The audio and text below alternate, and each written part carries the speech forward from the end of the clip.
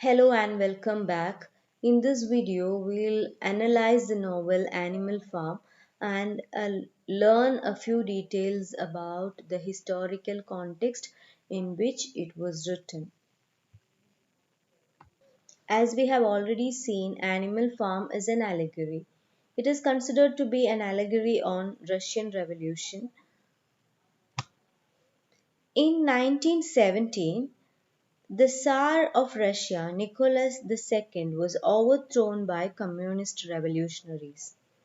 These revolutionaries replaced the aristocratic rule, which had been a feature of Russian society for centuries, with a new political system, communism, whereby everyone was equal. Everyone works, but everyone benefits equally from the results of that work. Joseph Stalin became leader of the Communist Russia or the Soviet Union in the early 1920s. However, it soon became apparent that Stalin's communist regime wasn't working. Huge swaths of population were working hard but didn't have enough food to survive. They were starving to death. But Stalin and his politicians, who themselves were well off, did nothing to combat this problem, and indeed actively contributed to it. But they told the people that things were much better since the Russian Revolution and the overthrow of the Tsar than things had been before. Under Nicholas II, the parallels with Orwell's Animal Farm are crystal clear. So, as we have seen, the manor farm is uh, compared to the Tsar rule in Russia, and Animal Farm is the totalitarian regime of communism or communist Russia ruled by Joseph Stalin.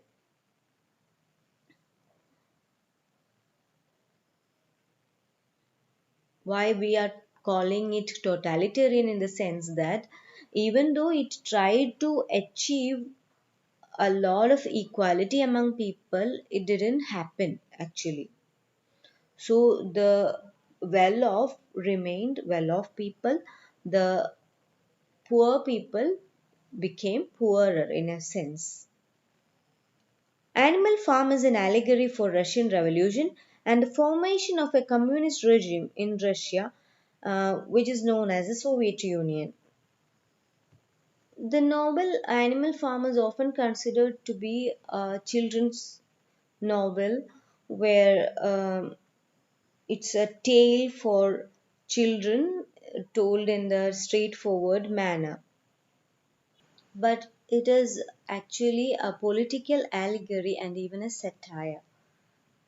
The cleverness of Orwell's approach is that he manages to infuse his story with this political meaning while also telling an engaging tale about greed, corruption, and society in a more general sense.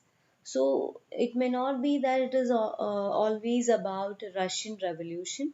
It has a kind of allegorical quality in which you can connect to certain human general human characteristics in the tale of the animals. So now let's have a look at what are the references. Like in the first chapter of Animal Farm, we see that all the animals gather to listen to Old Major. So those characters are introduced, those animals are introduced, and while introducing them, their characteristics tell us about which category of people uh, Orwell is actually alluding to. He's trying to talk about. For example, the cat and Molly, they are representatives of the middle class. They are the happy go lucky people uh, who always was very leisurely and luxurious. They led a luxurious life. Like Molly used to get sugar cat always found a cozy place somewhere. So they are representatives of the middle class. Now, Old Major's speech, that is actually um, about Communist Manifesto by Karl Marx and Engels. Now, the whole revolution animal that happens in the animal farm, or the battle of the animals, it's about the Russian Bolshevik Revolution of 1917. In Napoleon, we find the characteristics of Joseph Stalin, while in Snowball, we can find certain qualities that are usually attributed to Lenin and Trotsky. Uh, some qualities which are actually opposed to that of Stalin can be seen in the case of Snowball. Now, one important aspect of the novel, or one important theme of the novel, is animalism. Animalism is the seven commandments that Old Major talks about. They are the similar concept of that of communism, where animals are considered to be equal. They should have better life, and they should not do things that their exploiters used to do. So these are the things that are specified in the seven commandments. They shouldn't go to the level of the old exploiters once the revolution is achieved, the end of the revolution is achieved. So that is actually anticipated, and they are trying to prevent it. The animals, or the poor people going to the level of old exploiters. So, Animal Farm actually is not only about Russian Revolution or communism, or anything. It's about the general characteristics of um, power struggle. What happens when the weak section tries to um, fight against the exploiters, and later on there will be always the more powerful person overtaking everyone and things like that, and ultimately they will find a way to exploit the weaker section. So this is happening all around the world. Under different titles, people exploit a uh, weaker section of society. And what Orwell tries to convey is that the techniques used by these exploiters, um, in order to, especially when they are not uh, doing it in an explicit manner, they are trying to hide their real nature, um, trying to be the well wishers of the people, and they will be hiding their true nature under this benevolence. So the techniques used by them is actually clearly shown by Orwell. Have a look at them. One of the commonest techniques used in both Stalinist Russia and in Animal Farm and in any kind of such regime, you can say that, is what is known as gas lighting. So we have already seen Squealer talking about the faulty memories. That's what we are referring to here. This technique is known as gaslighting. This is a kind of manipulation of someone by psychological means. So they begin to doubt their own sanity. Someone is convinced that they are not sane enough, they are not capable enough to think properly, and those people are so much convinced by other person's talk that these people doubt their own capacity to think. And the term is derived from the film adaptation of Gaslight, a play by Patrick Hamilton. So the technique is gaslighting. So when the seven commandments are changed during the time of Napoleon's rule in Animal Farm, each time a commandment is changed, the animals at times doubt that this is not what is told in the commandment, but Squealer somehow say that you don't remember it right. So he distorts the truth in order to make people believe that they were wrong. For example, when Napoleon and the other pigs take to eating their meals and sleeping in the beds in the house at Animal Farm, in the farmhouse, Clover is convinced that this goes against one of the seven commandments the animals drew up at beginning of their revolution. So Clover had a vague memory that this is not right. But one of the pigs has altered the commandment. No animal shall sleep in bed, adding the word with sheets. So the commandment is rewritten on the wall, adding certain uh, clause to the commandments. Napoleon and the other pigs have rewritten history, but they then convince Clover that she is the one who is mistaken. So somehow Clover doubts her own memory. So after the revolution, this is what happens. They rewrite history in order to suit their purpose, their propaganda. Um, yeah. So another example is so Clover in a way believes that she misremembered it. So it's not that they have changed the commandment. Another example is that uh, in many totalitarian regimes we can see that um, to make people remain ignorant. This is one method that they use. So manipulation is easy. The best example um, um, is the way in which the sheep are taught. The sheep um, are they are taught certain things, and they will reiterate. They will repeat it, and they don't think at all. And most animals, except perhaps Benjamin and Muriel, they don't even have the capacity to read. So when they change everything, they're not able to say whether it was the same way earlier.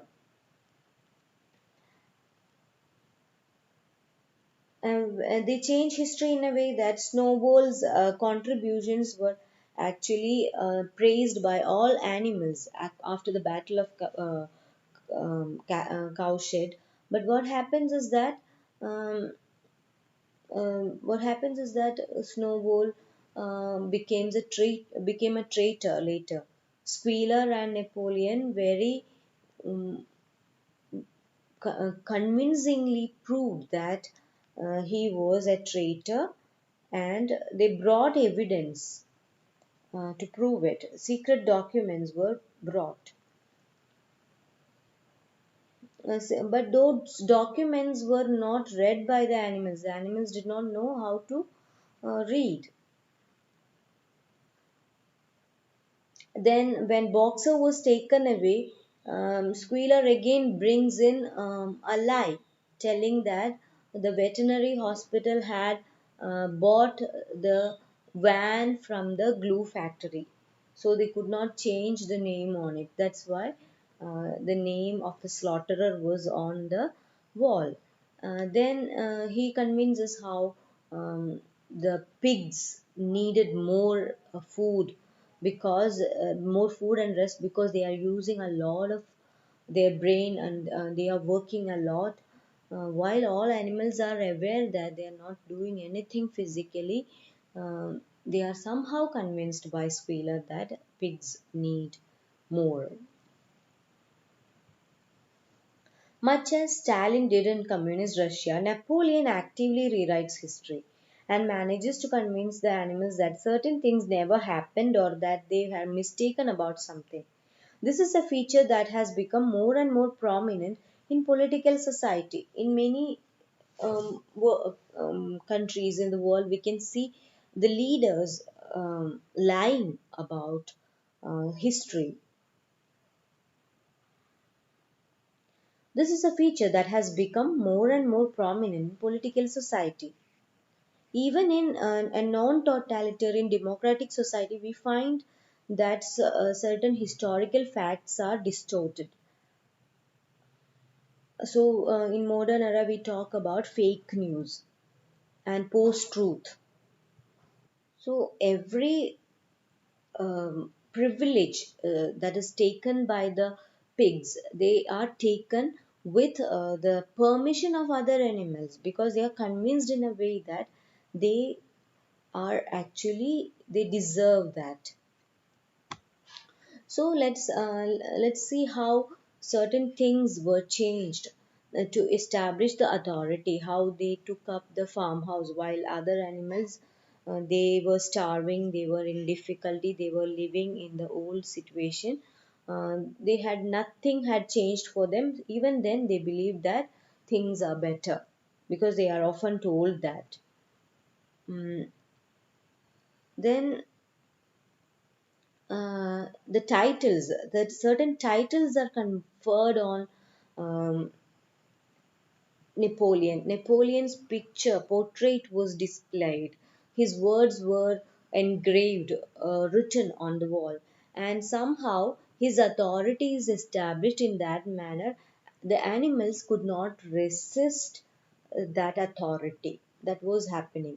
So this also can be seen around in the world how certain um, people, certain leaders in certain countries, they try to impose their authority in through this manipulative power.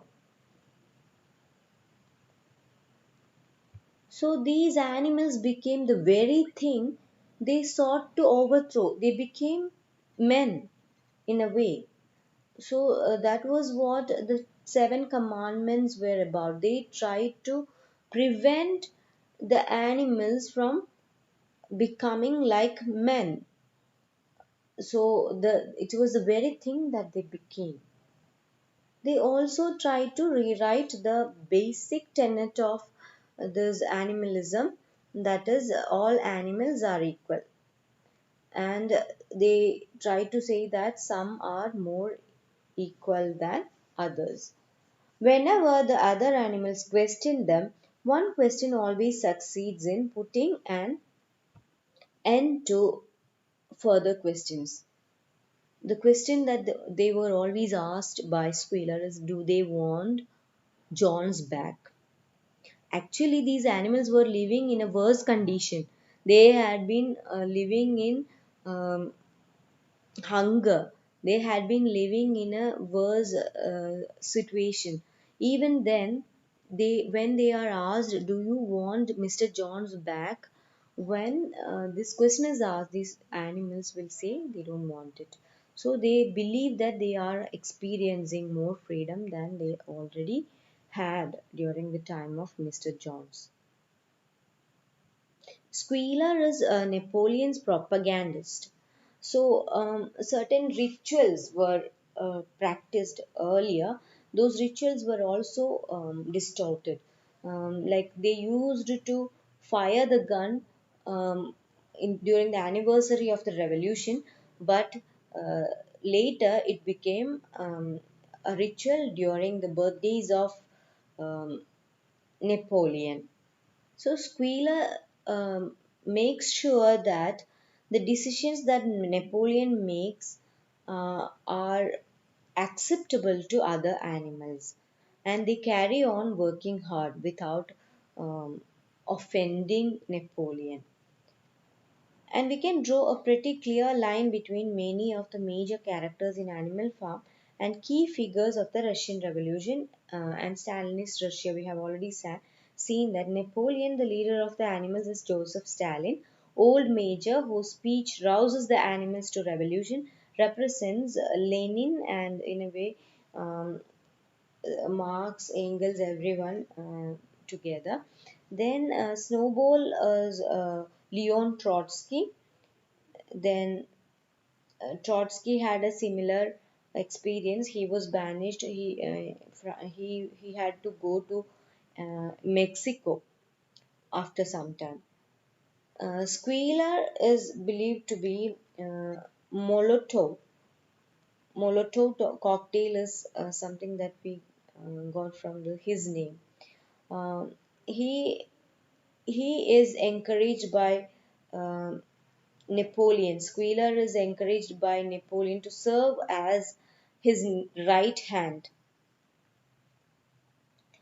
Animal Farm was didn't make it to print at all at first. Not long after Orwell completed the first draft in February 1944, his flat on Mortimer Crescent in London was bombed in June, and he feared the typescript had been destroyed. Orwell later found it in the rubble. Then Orwell had difficulty finding a publisher. T.S. Eliot and Faber rejected it because he feared that um, it was the wrong sort of political message for the time. The novella was eventually published in the following year in 1945, and its relevance as political satire, as animal fable, and as one of Orwell's two great works of fiction shows no signs of abating. So, Animal Farm still is relevant because it is an allegorical tale not only about Russian Revolution, it is about the totalitarian regime, it is about exploiters, it is about manipulators. So after the revolution, what did happen? What did exactly happen? Uh, did the hunger go? No. Did the fear go? No. Like the animals were nearly hungry, or always hungry, and they even thought that those rituals that is carried out by the pigs somehow made them forget their hunger. They are always hungry, and fear. The pigs and dogs actually threatened them even with life always. There were bloodshed, there were killings. So these animals lived in perpetual fear and silence. They were not able to speak out or respond during the time of John's. It was more so during the time of um, Napoleon. And inequality, all animals are equal. That was what the main motto of the revolution. Finally, they understood that the pigs were walking on their hind legs and nothing had changed. They had taken the position of the earlier exploiters, like the Russian revolutionaries. The Russian communists had become exploiters in a way by taking up the position of the Tsar. In the same way, uh, these pigs, they had been worse than the earlier owner of Manor Farm, and they even changed the name. Napoleon even changed the name back to Manor Farm. So nothing had changed, everything remained the same. So we can't say that it is a reversal, but actually, um, even if anything had changed soon after the revolution, everything was back to its earlier state. So that's all about the analysis of Animal Farm. Hope you have enjoyed learning the novel. All the best. Thank you.